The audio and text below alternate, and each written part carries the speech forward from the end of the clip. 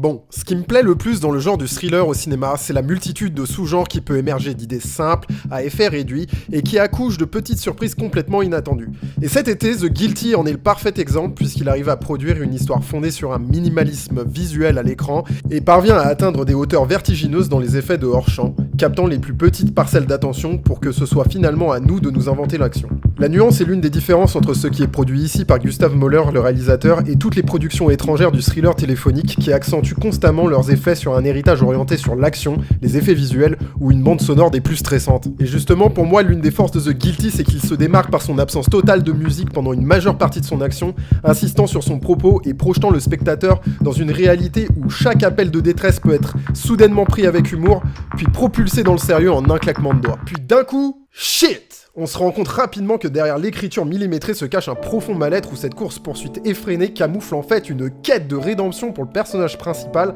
brillamment interprété par Jacob Cedergren. Chaque minute se rapproche finalement d'une forme de détresse, non de la part des interlocuteurs à l'autre bout du film, mais de son propre héros. Un parti pris assez unique qui manque malheureusement sa sortie, amorçant un dernier acte livrant la totalité des non-dits sur son protagoniste principal assez facilement, et donnant un côté expéditif à la finalité de l'histoire. Gustav Möller réussit tout de même un super pari, à savoir réussir à nous faire notre propre idée sur plusieurs couches de lecture et va même jusqu'à nous offrir quelques très beaux plans cryptiques qui laissent vraiment une marque. Bien que l'univers des appels d'urgence ait été déjà traité au cinéma, ici il prend une dimension humaine dramatique, voire horrifique grâce à la patte de son réalisateur et prouve une nouvelle fois qu'Hollywood peut pâlir devant ce que les Européens sont capables de faire. En conclusion, The Guilty est peut-être simpliste dans son histoire, mais est en réalité vraiment brillant dans son développement. Un captivant objet de tension claustrophobique minimaliste qui réussit à tenir en haleine jusqu'au dernier appel. Le film cache bien son jeu jusqu'à en devenir une profonde analyse humaine sur la palette d'émotions auxquelles nous pouvons faire face concernant des fautes que nous avons pu commettre et face à notre propre culpabilité.